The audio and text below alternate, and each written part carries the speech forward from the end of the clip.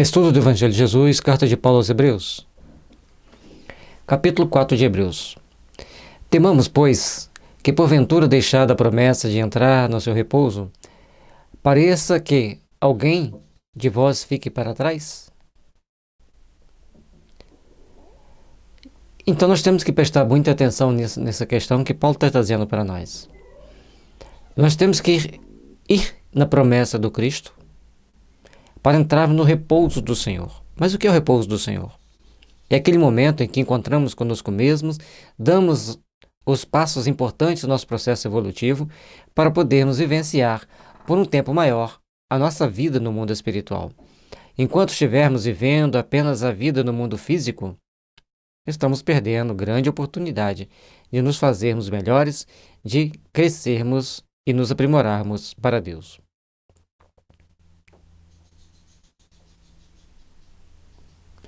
E quem vai ficar para trás? Quem vai ficar para trás são aqueles que renegam Cristo, renegam a proposta de Jesus. Porque também a nós foram pregadas as boas novas, como a eles, mas a palavra da pregação nada lhes aproveitou, porquanto não estava misturada com a nossa fé naqueles que a ouviram.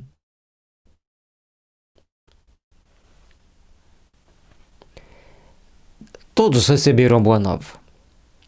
Todos aqueles que estavam diante do Cristo, lá naquela região da Palestina, ou onde é todo o Estado de Israel, todos ouviram. De vários pontos do país, iam pessoas assistir às pregações de Jesus. E para vários locais também do país, Jesus mandava seus emissários para pregarem o Evangelho.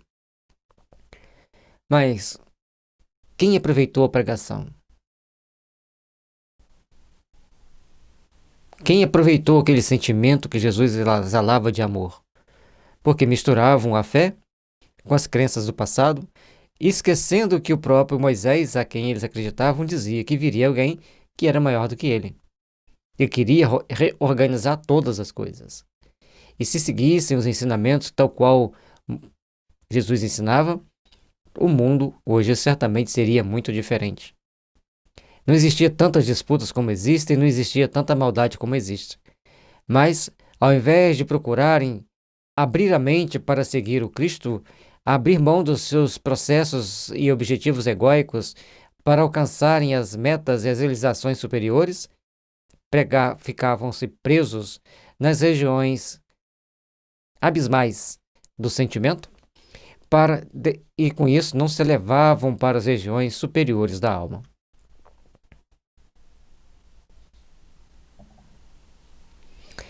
Porque nós, os que temos crido, entramos no repouso, tal como disse. Ao acreditar em Cristo, nós podemos entrar no repouso da consciência tranquila, dos bons sentimentos. Assim jurei na minha ira que não entrarão no meu repouso, embora as suas obras estivessem acabadas desde a fundação do mundo. Todos aqueles que estavam trabalhando para edificar uma obra do Cristo na terra, só entraria no repouso quem estivesse disposto a mudar conceito de vida, quem estivesse disposto a trabalhar sentimentos. Porque, em certo lugar, disse assim no dia 7º. E aqui ele está referindo-se às palavras do Antigo Testamento, onde mostravam a vinda de Jesus e o que se deveria fazer para seguir Jesus, para alcançar os benefícios tal qual Jesus mostrava para nós, para cada um daqueles que ali estavam. Quem dera se eu estivesse lá, né? Então, no dia 7º, em certo lugar das Escrituras está: e repousou Deus de todas as suas obras no 7º dia. Quando chegou a 7ª era do processo de evolução da Terra, então as forças da natureza, gerenciada por Deus na Terra sob o comando de Jesus e das potências celestes que governam todos os movimentos de edificação e criação dos planetas, aperfeiçoamento dos planetas, que são gerenciadas por mentes potentíssimas do universo sideral, entra em repouso. A Terra já pode caminhar dentro do seu processo evolutivo, com as condições adequadas para uma vida inteligente que pudesse se desenvolver e estabelecer processos de cultura e de aprimoramento técnico, moral e espiritual. E outra vez neste lugar, não entrarão no meu repouso. Quem não entrará no repouso? Quem não segue os princípios divinos. Por quê? Aí nós temos que ver a transcendência do fato. Aqueles que vivenciavam bem a experiência terrestre passavam mais tempo no plano espiritual.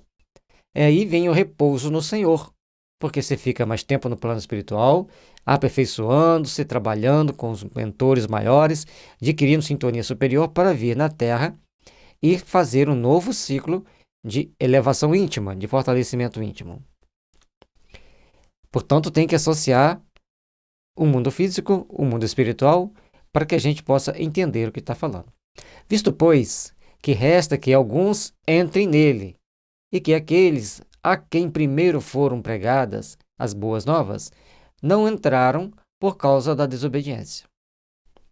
Determina desta vez, um certo dia, hoje dizendo por Davi, muito tempo depois, como está dito, hoje se ouvirdes a sua voz, não endureçais o vosso coração. Portanto, nós temos que ver aqui que já está trazendo para nós, já num tempo mais presente, mais próximo, que para entrar e fazer as boas obras, temos que ser obedientes a Deus, temos que ser obedientes às regras, temos que ser obedientes às posturas que precisamos ter em nosso dia a dia. E assim, com isso, nós temos que ver no momento em que ele se trata aqui, Davi refere-se às Escrituras, dizendo que temos que ouvir a voz de Jesus, mas não podemos ter o coração endurecido. Se estivermos com o coração endurecido, não vamos captar a essência da mensagem, a essência do ensinamento, e aí não vamos poder caminhar com com a segurança que precisamos.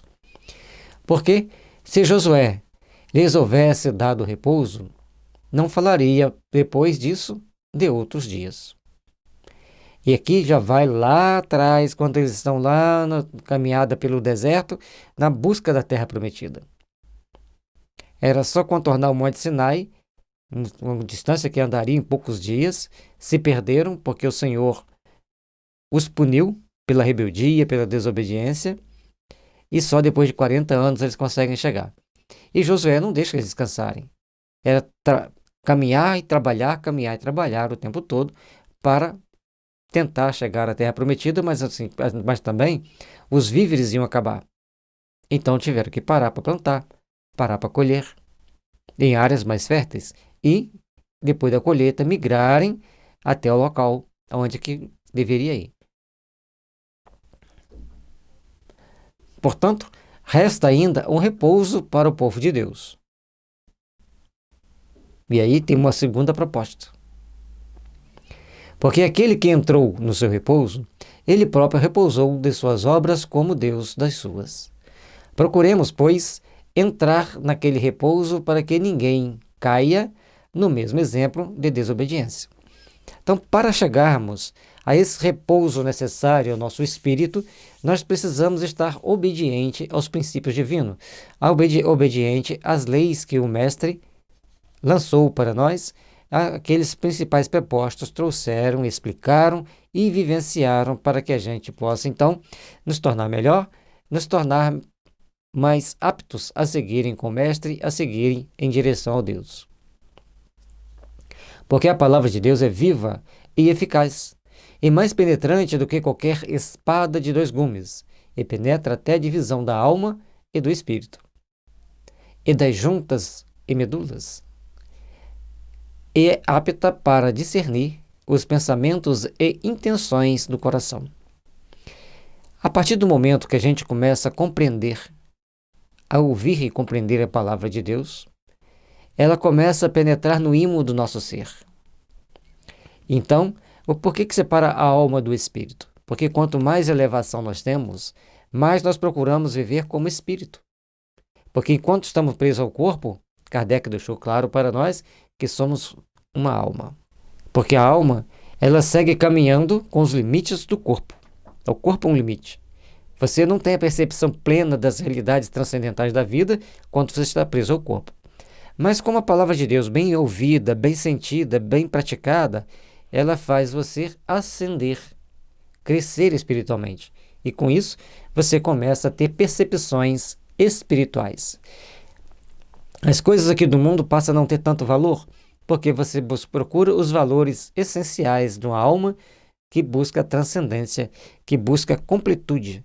E aí você só consegue perceber tudo isso quando você está com o espírito mais livre. Ou seja, você já tem a percepção psíquica das realidades transcendentes da vida, mesmo estando preso ao corpo físico. Por isso que separa o espírito da alma.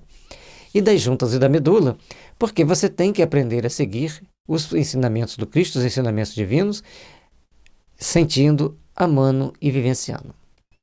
Então, você vai ter que transcender ainda mais, porque senão vai ter as consequências. E as consequências dos desobedientes das leis divinas quanto mais desobediente você é, mais luético você é, mais doença óssea também você tem. Aqui é cheio de informações. E pena que a gente não consegue pegar todas as transcendentes informações que estão presentes nos ensinamentos sagrados. Principalmente para quem sabe ler hebraico, tem códigos ali dentro muito interessantes e muito importantes. E não há criatura alguma encoberta diante dele. Mas antes da gente ler aqui, tem que ver um negócio importante. Para discernir os pensamentos e intenções do coração. Então, quanto mais você se aperfeiçoa perante o Evangelho, mais as intenções e os pensamentos têm que estar sendo discernidos pelo Espírito, pela compreensão transcendente da vida. E não há criatura alguma encoberta diante dele. Antes, todas as coisas estão nuas e patentes aos olhos daquele com quem temos de tratar. Nada fica escondido. Deus a tudo vê, a tudo percebe, a tudo sente. E a percepção completa dos ensinamentos divinos, a sentir a plenitude do ensinamento divino, traz para nós bênçãos para elevarmos-nos e para fazer com que cresçamos para Deus.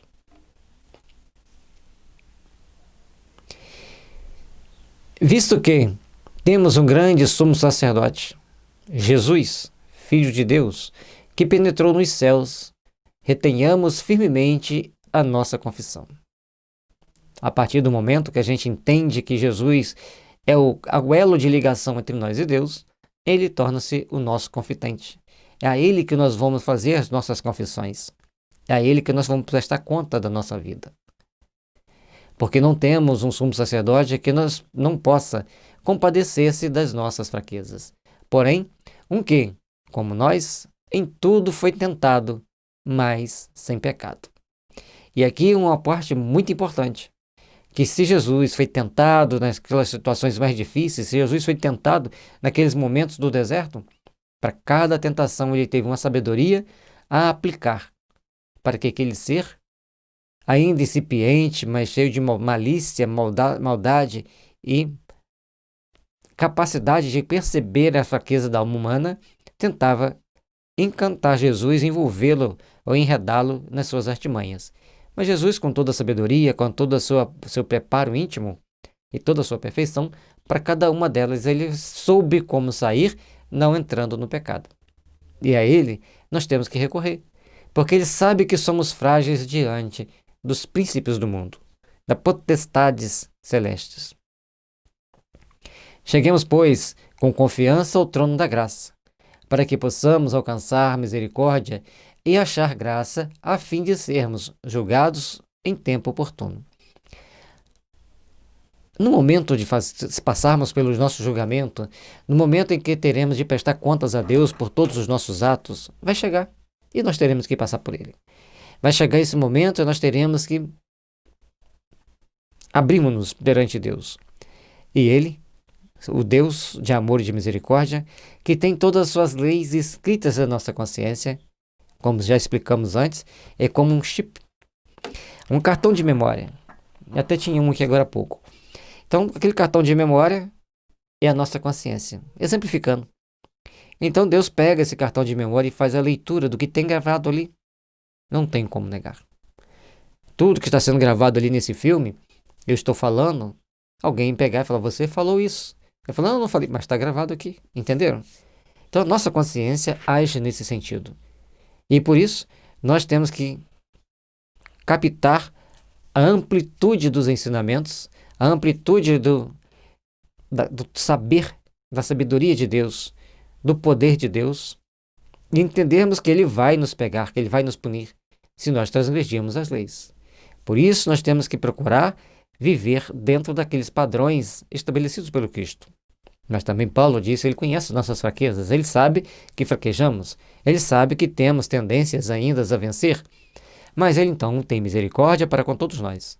E é com essa misericórdia que ele nos conduz e nos faz refletir sobre os caminhos que devemos seguir, sobre os caminhos pelos quais devemos passar para alcançarmos a plenitude do nosso ser, a plenitude da nossa vivência de amor e de paz. Compreendendo que Jesus é o sublime mestre de nossas almas, rogamos a Ele as bênçãos do amor e da paz para que envolva todos nós, a todos os nossos lares, a todos os nossos amigos e todos os nossos inimigos, e a esses despertem para Deus. Porque só pode existir inimizade no coração de quem ainda está com a mente fechada para o entendimento do amor divino. Portanto, rogamos a Deus que os nossos inimigos despertem para Deus e possamos, assim, crescer e aprimorar nossos sentimentos para as realizações sublimes do amor, da paz e da fraternidade.